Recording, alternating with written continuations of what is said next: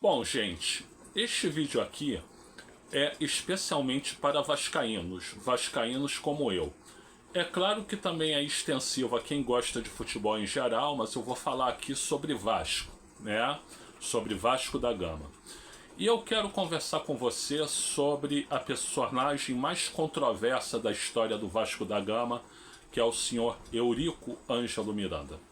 Vamos falar sobre ele? Bom, gente, seria hipocrisia da minha parte dizer que eu nunca fui euriquista. Todo vascaíno já foi euriquista alguma vez. O que acontece é que eu percebi quem era Eurico Ângelo Miranda muito antes do que a maioria das pessoas. E por isso eu deixei de ser euriquista muito cedo. Então vou resumir essa história para vocês. Eurico Miranda, em 1985, ele é candidato a presidente do Vasco da Gama, né? Ele perde a eleição para Antônio Soares Calçada, né? E logo no ano seguinte, Antônio Soares Calçada, num gesto para tentar unir o Vasco, ele convida Eurico Ângelo Miranda para ser seu vice-presidente de futebol. Então, lá no início de 1986, o Eurico Miranda aceita e ele se torna o vice-presidente de futebol do Vasco da Gama, né? Bom, começou muito bem, montou um time muito competitivo para o Campeonato Carioca de 1986, né? Esse time foi vice-campeão, perdeu para o Flamengo na final, mas talvez merecesse o título porque era o melhor time. Não digo enquanto individualidades, mas até em termos de conjunto, era o melhor time. No jogo final, em que perdeu de 2-0 para o Flamengo, no primeiro tempo jogou melhor que o Flamengo. Então, ali bateu na trave, mas o Flamengo acabou sendo campeão, o Vasco foi vice-campeão. Depois vem o Campeonato Brasileiro de 86, aí o Vasco da Gama não foi bem. Ia sendo desclassificado logo na primeira fase, só que aí houve um caso de doping em outro grupo que embaralhou tudo, teve, como diria a minha mãe portuguesa, uma tremenda barafunda, né? E aí o Vasco acabou classificando, mas já caiu nas oitavas de final perante o Guarani de Campinas, né? Que, diga-se passagem, passeou em cima do Vasco nos dois jogos, né? E aí em 87, aí o Vasco montou um time ainda melhor, né? Então mérito para o Eurico, né? Trouxe o Tita, trouxe o Dunga, né?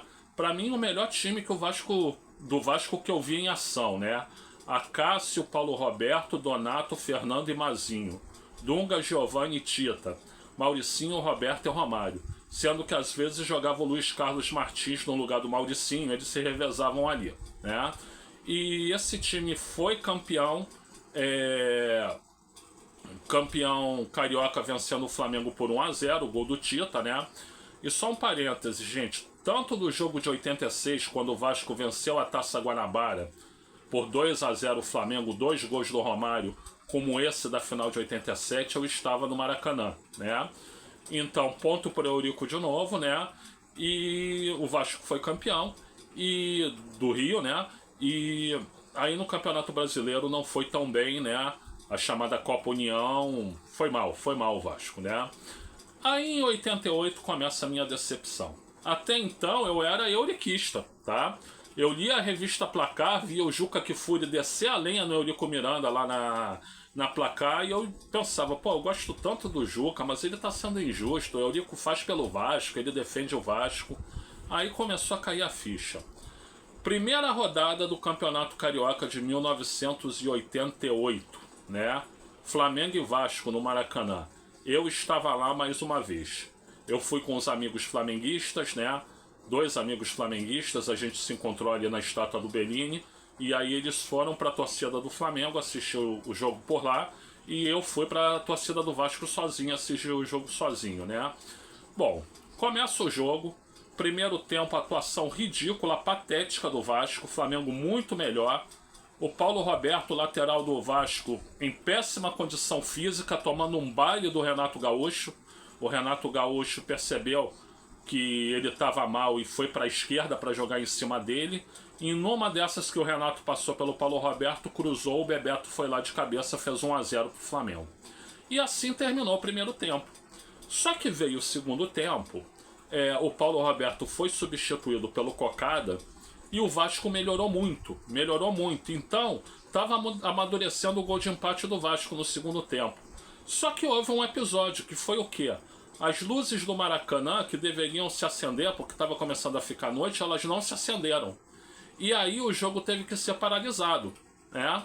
Só que o que o regulamento previa? O regulamento previa que se até meia hora não voltasse, então os times se retiravam de campo, né?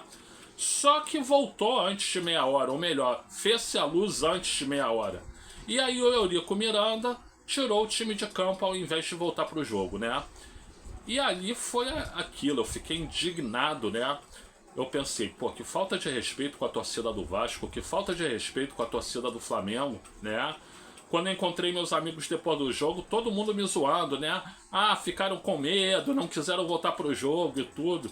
E ali eu vi, olha, esse homem na verdade é um espertalhão.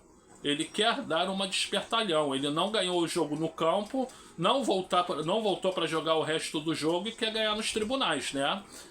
E, gente, ele perdeu nos tribunais, né? O tribunal ele garantiu a vitória do Flamengo por 1-0. Com isso, o Flamengo foi campeão da Taça Guanabara. Ao passo que, se ele tivesse voltado e empatado o jogo, aí, como na época a vitória valia 2 pontos, o Vasco ganharia mais 1 e o Flamengo perderia 1. Então, o Vasco seria o campeão da Taça Guanabara, né? Então, ali começou o meu incômodo, né? Passam-se 2 anos, né? Vem o Campeonato Carioca de 1990 e na final Vasco e Botafogo. A interpretação certa do regulamento era o quê? Quem ganhasse era campeão, né? Se empatasse teria uma prorrogação, né?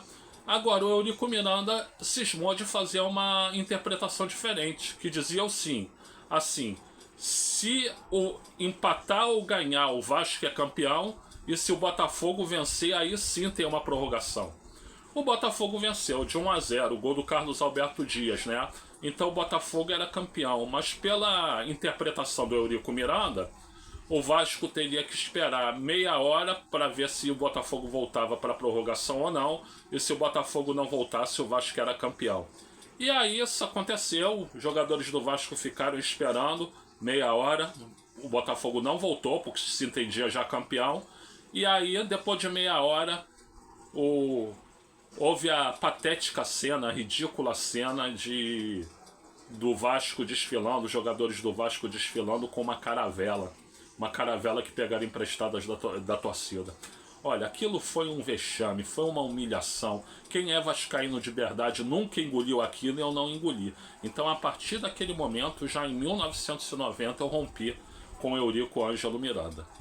E de lá em diante, óbvio que ele fez coisas boas também, né?